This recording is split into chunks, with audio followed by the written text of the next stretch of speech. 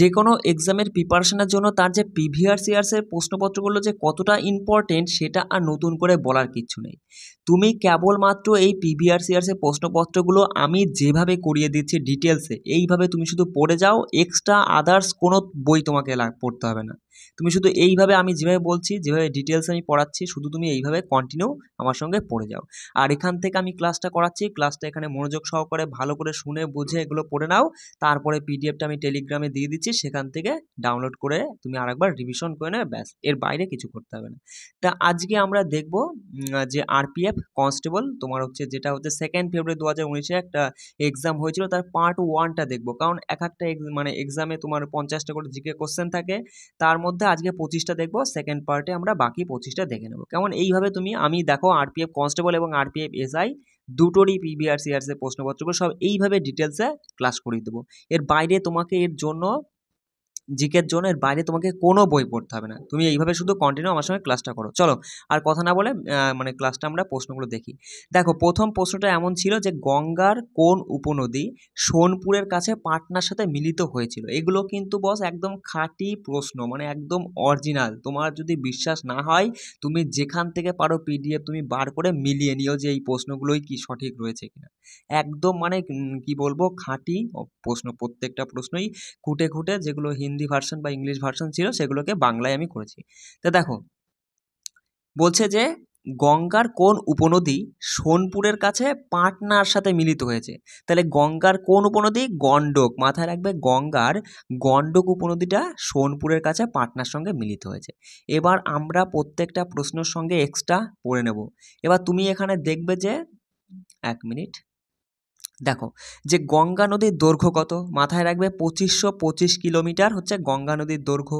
এটি উত্তরাখণ্ডের গঙ্গোত্রী হিমবাহ থেকে উৎপত্তি হয়ে হিমাচল প্রদেশ, উত্তরপ্রদেশ, মধ্যপ্রদেশ, ছত্তিশগড়, বিহার, ঝাড়খণ্ড, পাঞ্জাব, হরিয়ানা, রাজস্থান ও পশ্চিমবঙ্গের মধ্যে দিয়ে প্রবাহিত হয়ে বঙ্গোপসাগরে পতিত হয়েছে। তাহলে মাথায় রাখবে যে গঙ্গা নদী মোট 11টি রাজ্যের মধ্যে দিয়ে প্রবাহিত হয়েছে, এটাও কিন্তু গুরুত্বপূর্ণ তথ্য, মাথায় রাখবে। এবার চলে আসি, দেখো যে গঙ্গার ডান তীরের উপনদী হলো যমুনা ও সোন, আর বাম তীরের উপনদী হলো গোমতী, ঘরঘরা, রামগঙ্গা, গণ্ডক, কোশি। এগুলো মাথায় রাখবে। চলো এবার পরের পয়েন্টটা দেখো কি বলছে। বলছে যমুনা নদী ভারতের প্রয়াগরাজের ত্রিবেণী সঙ্গম নামক স্থানে গঙ্গা নদীর সাথে মিলিত হয়েছে। তাহলে যদি পরীক্ষায় প্রশ্নটা এমন আসে যে গঙ্গার কোন উপনদী ভারতের প্রয়াগরাজের ত্রিবেণী সঙ্গম নামক স্থানে মিলিত হয়েছে গঙ্গার সাথে, তখন সেটা হয়ে যাবে গঙ্গার মানে যমুনা উপনদীটা আর কি, ডান তীরে যে উপনদী যমুনা সেটা। দেখো পরেরটা পয়েন্ট বলছে যে সোন নদী কৈমুর পরিসরের মধ্যে দিয়ে প্রবাহিত হয়ে পাটনাতে গঙ্গার কাছে মিলিত হয়েছে, মাথায় রাখবে। গোমতী উপনদী উত্তরপ্রদেশের গাজীপুর জেলার সঙ্গে গঙ্গা নদীর সাথে মিলিত হয়েছে, এটাও মাথায় রাখবে। পরের পয়েন্ট বলছে যে ঘরঘরা নদী যেটা বিহারের ছাপড়ার কাছে গঙ্গা নদীর সাথে মিলিত হয়েছে। আর কোশি নদী বিহারের তোমার হচ্ছে কাটিহার জেলার তোমার হচ্ছে কাটিহার জেলার কাছে আর কি গঙ্গা নদীর সাথে মিলিত হয়েছে। এই তথ্যগুলো কিন্তু মানে খুঁটে বেছে বাছাই করে তোমাদের জন্য তৈরি করা, সেই জন্য বলবো একদম হালকাভাবে নিও না বস, একটু মনোযোগ সহকারে পড়ে নিও, ঠিক আছে? আর তোমরা যারা 2-4 বছর ধরে মানে এই কম্পিটিটিভ এক্সামের জন্য খাটছো, তোমরা তো নিশ্চয়ই বুঝতেই পারছো যে যেভাবে আমি এক একটা প্রশ্নের সাথে এক্সট্রা দিচ্ছি এগুলো কতটা গুরুত্বপূর্ণ। প্রিভিয়াস ইয়ার্সের প্রশ্ন পড়া মানে এই নয় যে প্রশ্নটা পড়লাম, প্রিভিয়াস ইয়ার্সের প্রশ্নটা পড়লাম আর যে সঠিক উত্তর সেটা পড়লাম হয়ে গেল। এই ডিটেলসগুলো কিন্তু তোমাকে জানতেই হবে। দেখো পরের প্রশ্ন বলছে গৌতম বুদ্ধ কোথায় 1 মিনিট, গৌতম বুদ্ধ কোথায় মহাপরিনির্বাণ লাভ করেন? মাথায় রাখবে গৌতম বুদ্ধ কুশীনগরে মহাপরিনির্বাণ লাভ করেছিল। মহাপরিনির্বাণ লাভ মানে দেহত্যাগ, বুঝতে পারলে? মানে গৌতম বুদ্ধ কুশীনগরে দেহত্যাগ করেছিল এই 80 বছর বয়সে, আর সেটা হচ্ছে 486 খ্রিস্টপূর্বাব্দে। কেমন? আর আরেকটা পয়েন্ট মাথায় রাখবে যে মহাভিনিষ্ক্রমণ, এটা মহাভিনিষ্ক্রমণ মানে হচ্ছে গৃহত্যাগ। মহাপরিনির্বাণ মানে দেহত্যাগ, আর মহাভিনিষ্ক্রমণ মানে গৃহত্যাগ। তিনি মানে গৌতম বুদ্ধ 29 বছর বয়সে গৃহত্যাগ করেছিলেন, সেটাই হচ্ছে মহাভিনিষ্ক্রমণ। আর সিদ্ধি লাভ করেছিল 35 বছর বয়সে। মাথায় রাখবে যে অশ্বত্থ গাছের নিচে, আর সেই জন্যই এই অশ্বত্থ গাছটিকে বোধিবৃক্ষ বলা হয়। আর যে স্থানে তিনি সিদ্ধি লাভ করেছিল সেই স্থানটা হচ্ছে বুদ্ধ গয়া নামে পরিচিত। কেমন? দেখো পরের পয়েন্ট বলছে, দেখো যে 8ই ডিসেম্বর বোধি দিবস পালিত হয়, মাথায় রাখবে 8ই ডিসেম্বর দিনটিকে বোধি দিবস পালিত হয়। গৌতম বুদ্ধ বুদ্ধ গয়ায় নির্বাণ লাভ করেন। পরীক্ষায় প্রশ্ন আসতে পারে যে গৌতম বুদ্ধ কোথায় নির্বাণ লাভ করেছিল? বুদ্ধ গয়ায়। কেমন?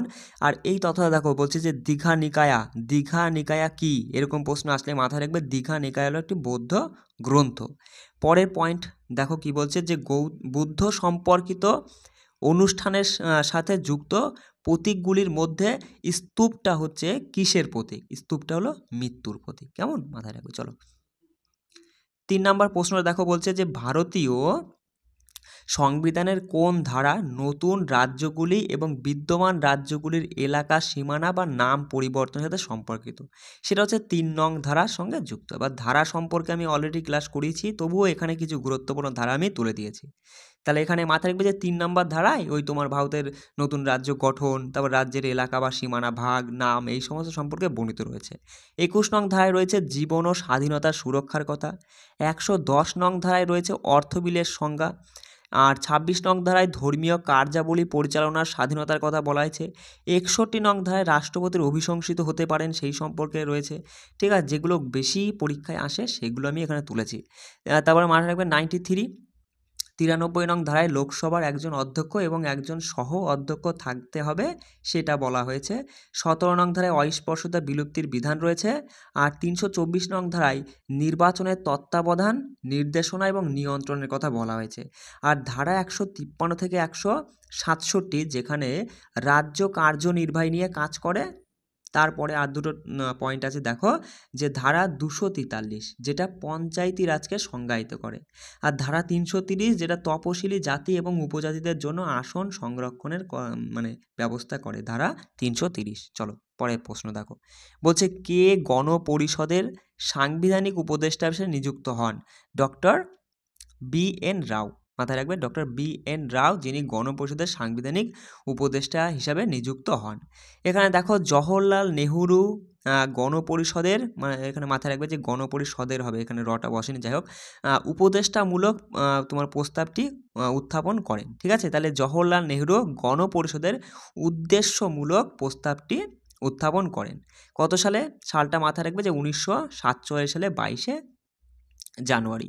তার সাথে দেখো পরের পয়েন্ট বলছে যে গণপরিষদের প্রথম কার্যনির্বাহী সভাপতি ছিলেন কে? মাথায় রাখবে গণপরিষদের প্রথম কার্যনির্বাহী সভাপতি ছিলেন ডক্টর সচ্চিদানন্দ সিনহা, যিনি সবথেকে প্রবীণতম সদস্য ছিলেন। পরের পয়েন্ট বলছে যে গণপরিষদ দ্বারা গঠিত খরসা কমিটির প্রধান ছিল ডক্টর BR আম্বেদকর। মাথায় রাখবে 1946 সালে ক্যাবিনেট মিশন প্ল্যান অনুযায়ী গণপরিষদ গঠন করা হয়েছিল। 1946 সালে 11ই ডিসেম্বর রাজেন্দ্র প্রসাদ গণপরিষদের স্থায়ী সভাপতি হিসেবে নির্বাচিত হন। তাহলে গণপরিষদের স্থায়ী সভাপতি কে ছিলেন? ডক্টর, মাথায় রাখবে, রাজেন্দ্র প্রসাদ। কত সালে? 1946 সালে 11ই ডিসেম্বর। আর অস্থায়ীর কথা বললে না, সচ্চিদানন্দ সিনহা হয়ে যাবে সঠিক উত্তর। দেখো পরের প্রশ্নটা কি ছিল? যে ছিল যে ভারত কবে জাতীয় ভোক্তা দিবস পালন করে? মাথায় রাখবে 24শে ডিসেম্বর। 24শে ডিসেম্বর ভারত জাতীয় ভোক্তা দিবস পালন করে। 1লা ডিসেম্বর কি? বিশ্ব এইডস দিবস পালিত হয়। 3রা ডিসেম্বর বিশ্ব প্রতিবন্ধী দিবস পালিত হয়। 5ই ডিসেম্বর বিশ্ব মৃত্তিকা দিবস পালিত হয়। 7ই ডিসেম্বর সশস্ত্র বাহিনী পতাকা দিবস পালিত হয়। 10ই ডিসেম্বর মানবাধিকার দিবস পালিত হয়। আর 19শে ডিসেম্বর গোয়া মুক্তি দিবস। খুব ভালো পয়েন্ট, মাথায় রাখবে 19শে ডিসেম্বর গোয়া মুক্তি দিবস হিসেবে পালিত হয়। 22শে ডিসেম্বর মাথায় রাখবে জাতীয় গণিত দিবস হিসাবে পালিত হয়। আর 25শে ডিসেম্বর সুশাসন দিবস হিসেবে পালিত হয়। ডিসেম্বরের যে গুরুত্বপূর্ণ ডেটগুলো রয়েছে সেগুলো আমি বলে দিলাম। চলো পরের প্রশ্ন বলছে যে কোন শ্বাসযন্ত্রের জীব অধিক শক্তি প্রদান করে? সেটা মাথায় রাখবে যে সবাত শোষণ এই শ্বাসযন্ত্রের জীব অধিক শক্তি প্রদান করে। তাহলে সবাত শোষণ আসলে কি? সবাত শোষণ হলো অক্সিজেনের উপস্থিতিতে ঘটে, খাদ্যের সম্পূর্ণ ভাঙন ঘটে আর কি এই সবাত শোষণে। মাথায় রাখবে এটি প্রতি গ্লুকোজ অণুতে 38টা ATP এর মুক্ত ঘটায়। শেষ পণ্যটি, মানে সবাত শোষণ প্রক্রিয়ায় শেষ পণ্যটি উৎপন্ন হয় কার্বন ডাই অক্সাইড আর জল। আর এই সবাত শোষণ ঘটে মাইটোকন্ড্রিয়া এবং সাইটোপ্লাজমে। এটা কিন্তু গুরুত্বপূর্ণ তথ্য, মাথায় রাখবে। চলো দেখো অবাধ শোষণটা সম্পর্কে মাথায় রাখবে যে অবাধ শোষণ অক্সিজেনের উপস্থিতিতে ঘটে, খাদ্যের আংশিক ভাঙন ঘটে। এটি হচ্ছে প্রতি গ্লুকোজ অণুতে 2টি এটিপি এর মুক্ত ঘটায়। আর শেষ পণ্যটি হচ্ছে ইথানল ও কার্বন ডাই অক্সাইড বা তোমার হচ্ছে ল্যাকটিক অ্যাসিড পাওয়া যায় অবাধ শোষণে আর কি। পরের পয়েন্ট বলছে গ্লুকোজকে, মাথায় রাখবে গ্লুকোজকে অ্যালকোহলে রূপান্তর করার যে প্রক্রিয়াটা সেটা হচ্ছে অবাধ শোষণ প্রক্রিয়া বা গাজন বলা হয়। মাথায় রাখবে, খুব ভালো পয়েন্ট, যে গ্লুকোজকে অ্যালকোহলে রূপান্তর করার প্রক্রিয়াটা হচ্ছে অবাধ শোষণ বা গাজন বলা হয়ে থাকে। তারপরে দেখো সবাত শোষণে, মাথায় রাখবে যে সবাত শোষণে গ্লাইকোলাইসিসটা ঘটে কোথায়? সাইটোপ্লাজমে। খুব ভালো পয়েন্ট, যে সবাত শোষণে গ্লাইকোলাইসিস কোথায় ঘটে? সাইটোপ্লাজমে ঘটে। আর কেশব চক্রটা ঘটে মাইটোকন্ড্রিয়ায়, মাথায় রাখবে। দেখো পরীক্ষায় এমন প্রশ্ন আসতে পারে যে ড্যাশ থেকে শোষণ ও আকর্ষণ বলের কারণে উদ্ভিদের জল অনেক উচ্চতায় পৌঁছায়, সেটা হচ্ছে ট্রান্সপিরেশন। মাথায় রাখবে ট্রান্সপিরেশন থেকে শোষণ ও আকর্ষণ বলের কারণে উদ্ভিদের জল অনেক উচ্চতায় পৌঁছায়। আচ্ছা, জীবের শোষণ একটি ড্যাশ প্রক্রিয়া, মাথায় রাখবে জীবের শোষণ একটি তাপমোচী প্রক্রিয়া। চলো পরের প্রশ্নটা দেখো। 7 নম্বর প্রশ্নটা ছিল যে লোকসভার প্রিসাইডিং অফিসার হলেন কে? তাহলে মাথায় রাখবে লোকসভার প্রিসাইডিং অফিসার লোকসভার স্পিকার। এবার দেখো লোকসভার সদস্য হওয়ার জন্য তোমাকে ন্যূনতম বয়স হতে হবে 25 বছর। মাথায় রাখবে লোকসভা হচ্ছে সংসদের নিম্ন কক্ষ, কেমন? আর সর্বোচ্চ সদস্য সংখ্যা 552। বর্তমানে লোকসভার স্পিকার হলেন OM বিড়লা, যিনি 17তম। ঠিক আছে, চলো পরের প্রশ্ন বলছে আর্যভটিয়া বইটি কিসের সাথে সম্পর্কিত? এই যে আর্যভটিয়া বইটি জ্যোতির্বিদ্যার সাথে সম্পর্কিত, কেমন? মাথায় রাখবে। তার সাথে আরেকটা গুরুত্বপূর্ণ পয়েন্ট আমি তুলে দিয়েছি, মাথায় রাখবে যে দ্য রিভলিউশনস অফ দ্য কি বলছে হেভেনলি স্ফিয়ার্স। কি বললাম? The revolutions of the heavenly spheres. এই যে বইটা, এই বইটার জন্য নিকোলাস কোপার্নিকাসকে তোমার জ্যোতির্বিদ্যার জনক বলা হয়। কী বললাম? নিকোলাস কোপার্নিকাসকে জ্যোতির্বিদ্যার জনক বলা হয়। কী জন্য বলা হয়? এই যে the revolution of the Henley স্ফিয়ার্স বইটির জন্য। খুব ভালো পয়েন্ট, মাথায় রাখবে। চলো পরের প্রশ্ন বলছে যে ঘূর্ণিঝড়ের সময় সমুদ্রপৃষ্ঠের অস্বাভাবিক বৃদ্ধি কী নামে পরিচিত? মাথায় রাখবে ঝড়ের সময় সমুদ্রপৃষ্ঠের যে অস্বাভাবিক বৃদ্ধি সেটা হচ্ছে স্টর্ম সার্জ নামে পরিচিত। কি বললাম? স্টর্ম সার্জ নামে পরিচিত। বলছে দেখো পরের পয়েন্ট, যে ঘূর্ণিঝড়ের কেন্দ্রে অবস্থিত শান্ত অঞ্চলটিকে চক্ষু হিসাবে উল্লেখ করা হয়। মাথায় রাখবে যে ঘূর্ণিঝড়ের কেন্দ্রে অবস্থিত শান্ত অঞ্চলটিকে চক্ষু হিসাবে উল্লেখ করা হয়। পরের পয়েন্ট বলছে যে কোরিওলিস বল ঘূর্ণিঝড় গঠনে গুরুত্বপূর্ণ ভূমিকা পালন করে। কি বললাম? কোরিওলিস বল ঘূর্ণিঝড় গঠনে গুরুত্বপূর্ণ ভূমিকা পালন করে। বলছে ভারতীয় সমুদ্রে দীর্ঘস্থায়ী ক্রান্তীয় ঘূর্ণিঝড়ের জীবনকাল কত? তাহলে ভারতীয় সমুদ্রে দীর্ঘস্থায়ী ক্রান্তীয় ঘূর্ণিঝড়ের জীবনকাল হলো 14 দিন। মাথায় রাখবে 14 দিন। দেখো পরের প্রশ্ন বলছে যে ভারতীয় সংবিধানের পঞ্চম অংশটি কিসের সাথে সম্পর্কিত? মাথায় রাখবে ভারতীয় সংবিধানের পঞ্চম অংশটি কেন্দ্রীয় সরকারের সাথে সম্পর্কিত। ঠিক আছে, দেখো প্রথম অংশে রয়েছে ইউনিয়ন এবং তার অঞ্চলগুলি সম্পর্কে বলা আছে। দ্বিতীয় অংশে নাগরিকত্ব, তৃতীয় অংশে রয়েছে মৌলিক অধিকার অংশ বা পার্ট আমরা যাকে বলে থাকি। চতুর্থ অংশে রয়েছে নির্দেশমূলক নীতি ও মৌলিক কর্তব্যটা রয়েছে কিন্তু চতুর্থ অংশে। অষ্টম অংশটা গুরুত্বপূর্ণ তুলে দিয়েছে যে কেন্দ্রায়িত অঞ্চল সম্পর্কে বর্ণিত। দশম অংশে পঞ্চায়েত, পৌরসভা, সমবায় সমিতি সম্পর্কে রয়েছে। আর 15তম অংশে নির্বাচন সম্পর্কিত রয়েছে। যেগুলো গুরুত্বপূর্ণ সেগুলো কিন্তু আমি তুলে দিয়েছি। তারপরে 17তম অংশে রয়েছে সরকারি ভাষা। 18তম পার্ট জরুরি অবস্থার সঙ্গে যুক্ত। আর 20তম অংশে রয়েছে সংবিধান সংশোধন প্রক্রিয়া। কেমন? এগুলো কিন্তু সব গুরুত্বপূর্ণ বলে তুলেছি, মাথায় রাখবে। দেখো পরে প্রশ্ন বলছে ফুড কর্পোরেশন অফ ইন্ডিয়ার মাধ্যমে সরকার কর্তৃক বলছে কেনা গম এবং চালের মতো খাদ্যশস্যকে কি বলা হয়? তাহলে এখানে মাথায় রাখবে সেটা হচ্ছে নিরাপদ দোকান বা বাফার স্টক বলা হয়। ঠিক আছে, কি বললাম? ফুড কর্পোরেশন অফ ইন্ডিয়ার মাধ্যমে সরকার কর্তৃক কেনা গম এবং চালের মতো খাদ্যশস্যকে বলা হয় নিরাপদ দোকান বা বাফার স্টক।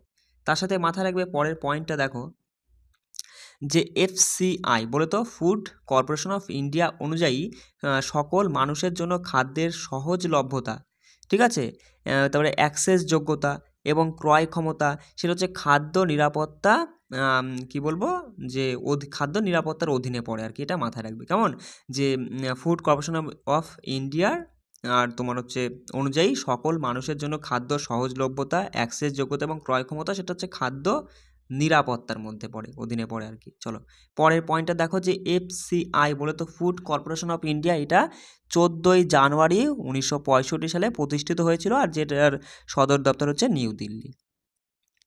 দেখো পরের প্রশ্নটা বলছে 1931 সালে অনুষ্ঠিত দ্বিতীয় গোলটেবিল সম্মেলনে কোন মুক্তিযোদ্ধা কংগ্রেসের প্রতিনিধিত্ব করেছিল? দেখো কংগ্রেস থেকে কিন্তু কেবলমাত্র মহাত্মা গান্ধী এই দ্বিতীয় গোলটেবিল সম্মেলন বা বৈঠকেই অংশগ্রহণ করেছিল, মাথায় রাখবে মহাত্মা গান্ধী। কত সালে হয় দ্বিতীয় গোলটেবিল বৈঠক? 1931-এ। দেখো এবার আমি বিস্তারিত এখানে তুলে দিয়েছি, কোনো চাপ নিবা না, ঠিক আছে। প্রথম গোলটেবিল বৈঠক যেটা 1930 সালে হয়, যেখানে মুসলিম লীগ, হিন্দু মহাসভা, অস্পৃশ্য সম্প্রদায়রা অংশগ্রহণ করেছিল, ঠিক আছে। আর ডক্টর ভীমরাও প্রথম গোলটেবিল বৈঠকে এই অস্পৃশ্যদের জন্য পৃথক নির্বাচনের ব্যবস্থার দাবি জানিয়েছিল। খুব ভালো পয়েন্ট, ডক্টর ভীমরাও প্রথম গোলটেবিল বৈঠকে কিন্তু অস্পৃশ্যদের জন্য পৃথক নির্বাচন ব্যবস্থার দাবি জানান।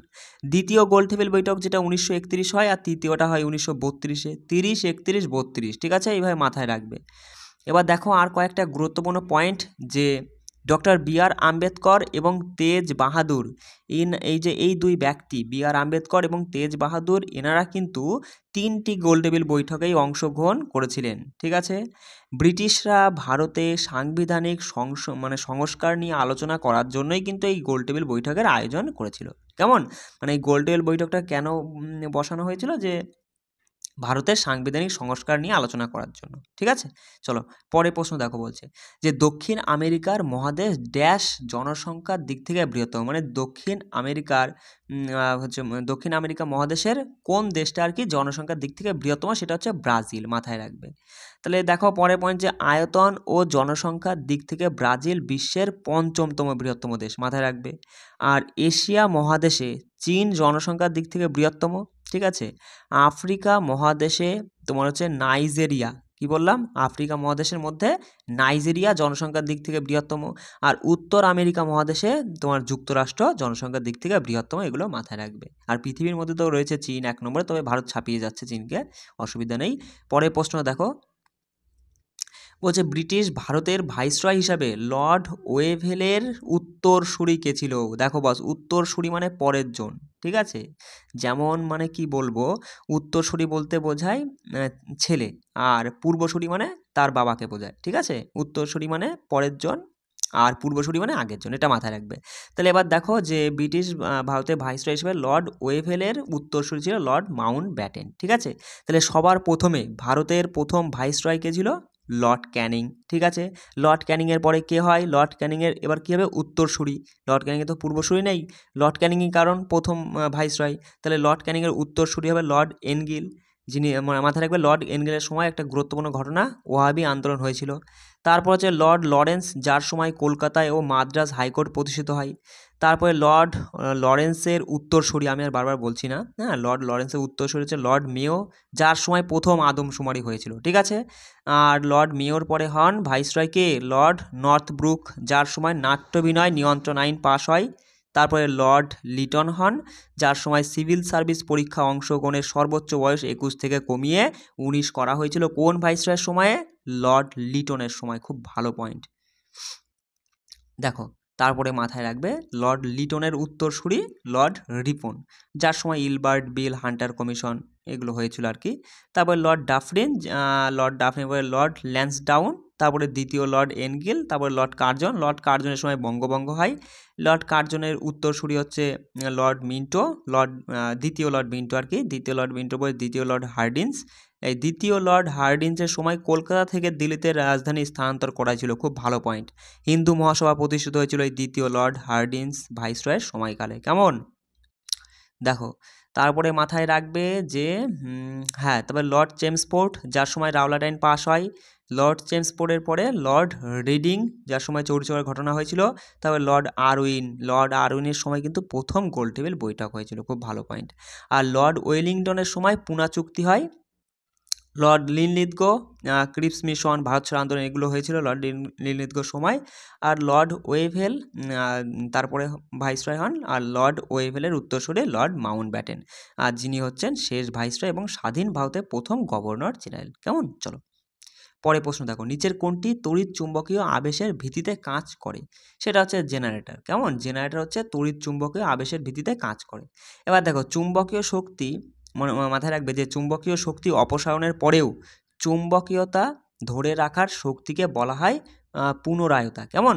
তাহলে কি বললাম ভালো করে মাথায় রাখবে যে চুম্বকীয় শক্তি অপসারণের পরেও চুম্বকীয়তা ধরে রাখার যে শক্তি বা ক্ষমতা সেটাকে পুনরায়তা বলা হয়।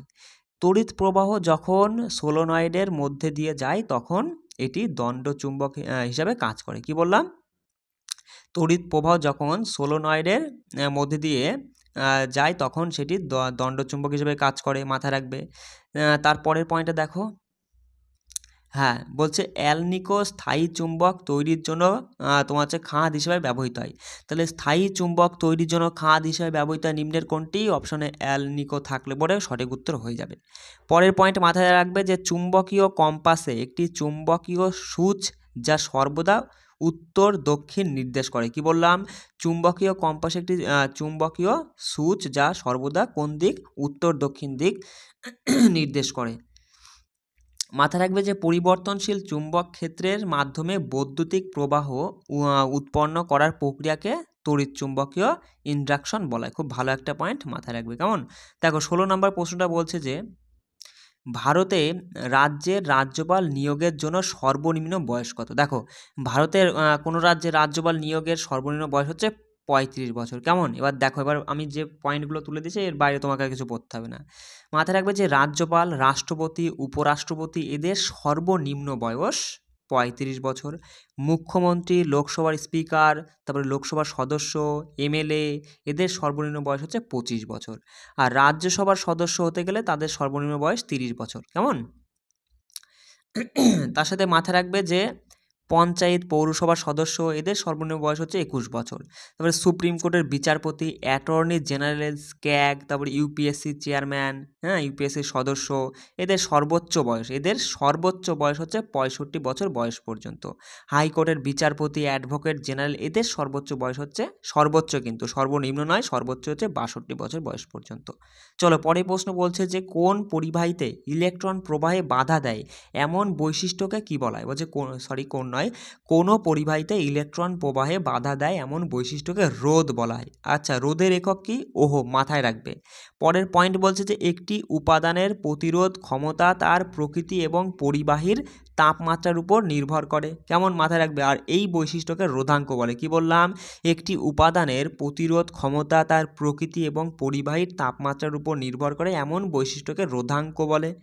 তারপরে মাথায় রাখবে যে একটি বর্তনীতে রোধক শ্রেণী সমবায়ে সংযুক্ত থাকলে বর্তনীর মাধ্যমে প্রবাহিত তড়িৎ প্রবাহের মান একই রকম থাকবে। কি বললাম?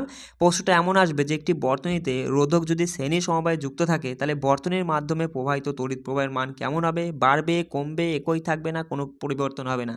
সেখানে উত্তর হবে একই রকম থাকবে। কেমন? তারপরে পয়েন্ট বলছে দেখো যে তারের আর্দ্রতার উপর তারের রোধ নির্ভর করে। তাহলে তারের আর্দ্রতার উপর তারের ড্যাশ নির্ভর করে? রোধ নির্ভর করে। বৈদ্যুতিক পরিবাহিতার এসআই একক কি? সিমেন্স। মাথায় রাখবে, খুব ভালো একটা পয়েন্ট যে বৈদ্যুতিক পরিবাহিতার এসআই একক হচ্ছে সিমেন্স। দেখো 18 নম্বর প্রশ্নটা বলছে যে ধাতু অক্সিজেনের সাথে মিলিত হলে কি তৈরি করে? সেটা হচ্ছে মেটাল অক্সাইড বা ধাতব অক্সাইড তৈরি করে, জানোই তো। এবার দেখো তার সাথে কয়েকটা গুরুত্বপূর্ণ পয়েন্ট আমি তুলে দিয়েছি যে অ্যাসিড ধাতুর সাথে বিক্রিয়া করলে সাধারণত হাইড্রোজেন গ্যাস উৎপন্ন করে বা মুক্ত হয়। মাথায় রাখবে যে প্লাস্টার অফ প্যারিসের রাসায়নিক সংকেতটা যেটা পরীক্ষায় বারবার আসে যে CaSO4 ঠিক আছে, প্লাস্টার অফ প্যারিসের রাসায়নিক সংকেত। তার সাথে মাথায় রাখবে যে বেরিয়াম নাইট্রেট সিগন্যাল ফ্লারেড এবং আতশবাজিতে ব্যবহৃত হয় যা উজ্জ্বল ড্যাশ রঙের জ্বলে ওঠে, উজ্জ্বল সবুজ রঙে জ্বলে ওঠে। ঠিক আছে, পরীক্ষায় থাকবে যে ড্যাশ রঙে জ্বলে ওঠে, সেটা হচ্ছে সবুজ রঙে জ্বলে ওঠে। দেখো হাইড্রোজেন পোড়ালে ড্যাশ গঠিত হয়, হাইড্রোজেন পোড়ালে পরে জল গঠিত হয়। কেমন? চলো পরে প্রশ্ন বলছে বিশ্বের ঐতিহ্যবাহী স্থান মহান সাঁচি স্তূপ তোমার হচ্ছে ড্যাশ দ্বারা নির্মিত হয়েছিল? সম্রাট অশোক দ্বারা নির্মিত হয়েছিল, জানোই। আর মাথায় রাখবে যে সাঁচি স্তূপ বৌদ্ধ ধর্মের সাথে সম্পর্কিত। এটা মধ্যপ্রদেশে অবস্থিত। আর এটি 1989 সালে বিশ্ব ঐতিহ্যবাহী স্থানের তালিকায় অন্তর্ভুক্ত করা হয়। কেমন? অজন্তা গুহা, যেটা হরিসেনের শাসনকালে মানে শাসন আমলে নির্মিত হয়েছিল, মহারাষ্ট্রে অবস্থিত। ইলোরা গুহা রাষ্ট্রকূট রাজবংশ দ্বারা নির্মিত, মহারাষ্ট্রে রয়েছে। আগ্রা দুর্গ মুঘল সম্রাট আকবর দ্বারা নির্মিত, মাথায় রাখবে। কোণার্কের সূর্য মন্দির প্রথম নরসিংহ দেব দ্বারা নির্মিত। আর খাজুরাহ মন্দিরটা চান্দেল রাজবংশ দ্বারা নির্মিত। প্রত্যেকটা পয়েন্ট গুরুত্বপূর্ণ। ফতেপুর সিক্রি বলো সম্রাট আকবর দ্বারা নির্মিত, জানোই। দেখো পরের প্রশ্ন বলছে যে ধারা 50, মানে প্রশ্নটা এমন ছিল, ড্যাশ নির্বাহী বিভাগ থেকে বিচার বিভাগের পৃথকীকরণের সাথে সম্পর্কিত। এবার অপশনে 4টে ধারা দেওয়া ছিল, তার মধ্যে সঠিক উত্তর 50 নং ধারা। মাথায় রাখবে ধারা 50 নির্বাহী বিভাগ থেকে বিচার বিভাগের পৃথকীকরণের সাথে সম্পর্কিত। তার সাথে মাথায় রাখবে যে ভারতীয় সংবিধানের 30 ধারা ভাষাগত ও ধর্মীয় সংখ্যালঘুদের কথা উল্লেখ আছে।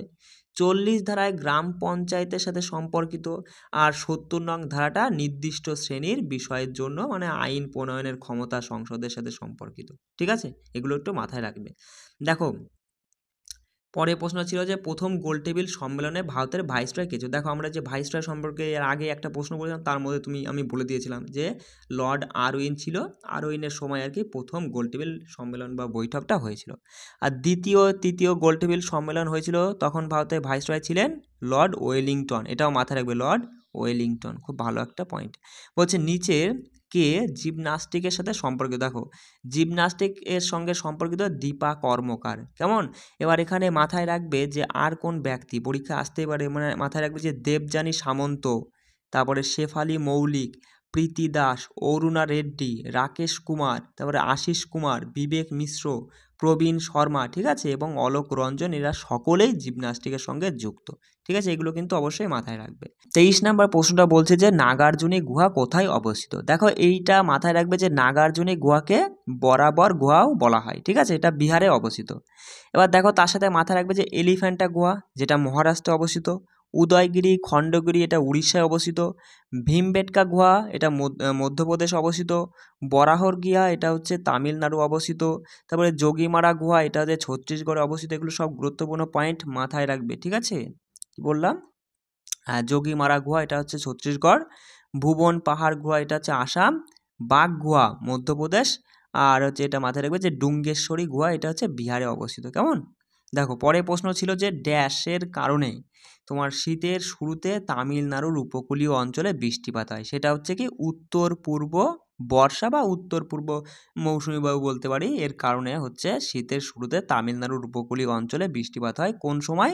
অক্টোবর নভেম্বর মাসে। ঠিক আছে, অক্টোবর থেকে নভেম্বর মাসে। তার সাথে মাথায় রাখবে পশ্চিমী ঝঞ্ঝা। এই পশ্চিমী ঝঞ্ঝার কারণে ভারতীয় উপমহাদেশের উত্তর পশ্চিমাঞ্চলে শীতকালীন বৃষ্টিপাত হয়। দক্ষিণ পশ্চিমী মৌসুমী বায়ুর প্রভাবে ভারতের কেরালা রাজ্যে প্রথম বৃষ্টিপাত ঘটায়। সময়কালটা মাথায় রাখবে জুন থেকে সেপ্টেম্বরে। কেমন?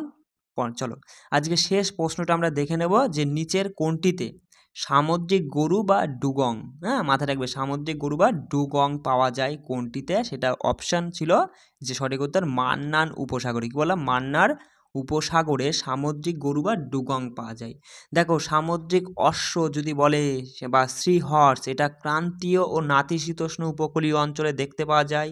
এই সামুদ্রিক অশ্ব বা সি হর্সের বিজ্ঞানসম্মত নামটা খুব গুরুত্বপূর্ণ, তাই আমি তুলে দিয়েছি। মাথায় রাখবে হিপ্পো ক্যাম্পাস ইরেক্টাস। কেমন? একটু কষ্ট করে মাথায় রাখবে যে হিপ্পো ক্যাম্পাস ইরেক্টাস হলো সামুদ্রিক অশ্ব বা সি হর্স এর বিজ্ঞানসম্মত নাম।